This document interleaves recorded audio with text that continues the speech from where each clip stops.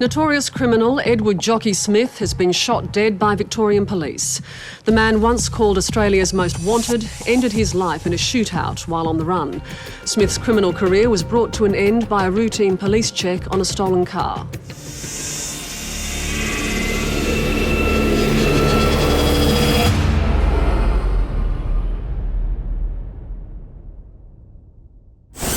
His career as an apprentice jockey didn't last very long. He was very soon getting involved with garage break and steal, shop break and steal, and then he was doing time in prison. It was in prison at 19 years of age that Jockey met his criminal mentor, Ronald Ryan, an experienced armed robber who was then in his late 30s. In 1965, while serving a 9-year sentence for another armed robbery, Ryan made headlines when he and another inmate escaped from Pentridge Prison. During the escape, one of the guards, George Hodson, was fatally shot.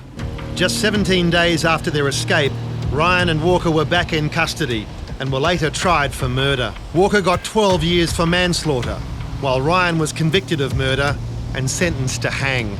There was a public outcry over Ryan's death sentence as doubts about his guilt grew.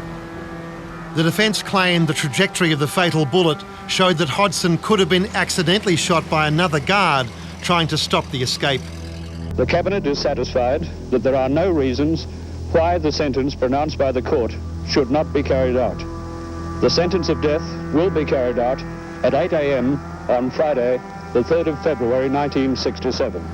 Jockey Smith was distraught and decided to take drastic action to save his mentor. He and a few associates planned a jailbreak. They were going to use gelignite to brazen their way through the wall of Pentridge, and from there on they were going to use automatic weapons, and I guess the idea would have been shoot all comers. It was all set to go. Word was got to Ronald Ryan that this was going to happen, and he was the one who put the kibosh on it. He got the message to get to Jockey Smith basically saying, under no circumstances are you to attempt to free me. He's basically told Smith that he doesn't want any further bloodshed caused at his expense.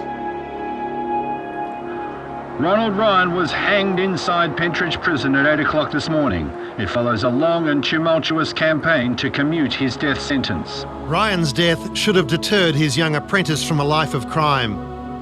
But Jockey was fearless and became even more brazen. Less than 2 years after he'd walked free from Pentridge, Jockey was back for armed robbery. 8 days later, he escaped.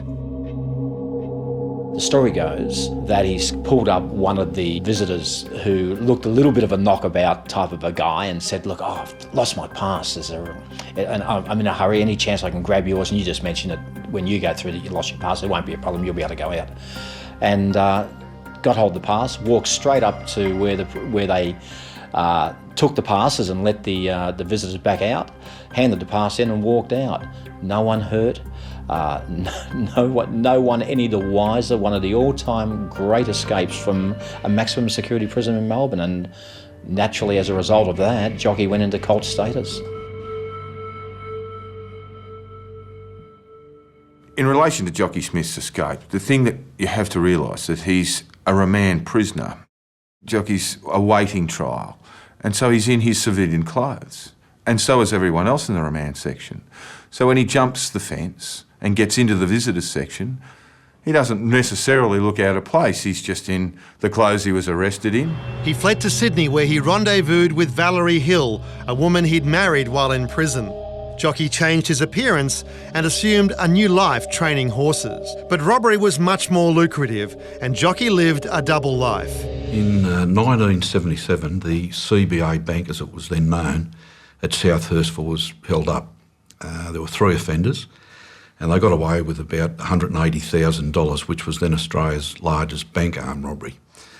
Very shortly after that, a off-duty security officer challenged the offenders, and I have very good reason to believe that it was Jockey Smith discharged a shot at the security officer, which struck a telegraph pole nearby. They got away.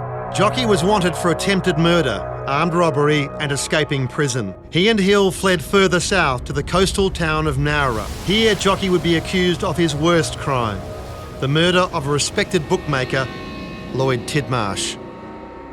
Smith and two accomplices broke into Tidmarsh's home on Monday night of the June long weekend 1977, believing his safe to be full of cash after a big day at Randwick Races. Tidmarsh and his 16-year-old son Michael were ordered to lie face down on the floor, while wife Irene and daughter Michelle remained in their bedrooms upstairs. When father and son both denied existence of safe or cash, a struggle developed during which Tidmarsh was shot 4 times, once through the heart. Crown's case relied on evidence from Tidmarsh's daughter Michelle, who identified Smith's voice as belonging to one of the intruders. Jockey was given 3 life sentences. He was set to end his days in Katingal, the electronic zoo. Tidmarsh's daughter testified she recognised Jockey Smith's distinctive voice. Her testimony was crucial in convicting Smith for her father's murder. How she did that was that police took her to a court where Jimmy Smith was at that particular moment representing himself on another charge. And the police took her into the back of the court and said, "Can you identify anybody in this room whose voice you recognise?" Well, it's a really interesting way of policing, because if you think about it, the obvious inference is, can you identify the person up the front who is representing himself in court? And she did. She identified Jockey Smith as the person, as the voice she heard in her house the night her father was murdered. Smith was subsequently charged with Lloyd Tidmarsh's murder. Smith strongly protested his innocence, and as a self-taught lawyer, he appealed his conviction. The evidence, she did not see, it must be remembered, she did not see who was there. These were 3 masked gunmen, and she only heard the voice. And in the end, on appeal, that evidence wasn't accepted, and Jockey Smith was acquitted of the murder of Lloyd Tidmarsh. He eventually walked free in 1992. But just 1 day later, an issue on the domestic front threatened his life. The notorious Jockey Smith walked from Silverwater Jail on Wednesday after 15 years in custody. That newfound freedom almost costing him his life. He and his wife were ambushed as they arrived at their ground floor flat in Curlewis Street. 49-year-old Smith racing upstairs trying to escape the hail of bullets. He was critically injured. Val was screaming. Jockey Smith was scampering. You could imagine a guy taking 5 shots. He was scampering as best he could, blood leaking out of his body, up the steps trying to get away. Jockey never identified the gunman, but it's believed it was a jealous former boyfriend of his wife. Jockey recovered but went to ground. Shortly after, he was back in trouble, this time with the law. Late yesterday afternoon, security guards at Grace Brothers Erina questioned a man suspected of shoplifting. He challenged them with a revolver, threatening the life of one of the officers, then ran to a nearby car, ordering a man and his wife to drive him down the road. Effectively, by the time he leaves there, he's turned shoplifting, a simple shoplifting offence, into kidnapping, threatening to kill, steal motor vehicle. I mean, the man's a lunatic. The next time Jockey pulled a gun, it would be his last. Once more, Jockey was on the run. He headed interstate to Victoria, where he laid low for a few weeks. One evening, under the cover of darkness, he cautiously drove to the nearby town of Daylesford. Little did he know that driving cautiously would trigger a catastrophic event. Notorious criminal Edward Jockey Smith has been shot dead by Victorian police. The man, once called Australia's most wanted, ended his life in a shootout while on the run. Smith's criminal career was brought to an end by a routine police check on a stolen car. I was patrolling out of a town called Newlyn, which is between Ballarat and Daylesford. I saw a car ahead of me. It was only travelling about 80 in the 100 zone, so I radioed to Ballarat Communications Centre a car check on the registration plate, and the radio operator came out and said it was a stolen car. A routine number plate check by a lone policeman showed the car Smith was driving to be stolen. The officer tailed Smith to the driveway of a hotel bottle shop. The driver of the car approached me with his right hand hidden behind a folder, like a car document folder. He dropped the folder and I saw a small firearm in. The male with the firearm raised it at my head. I said, "I'm going to kill you."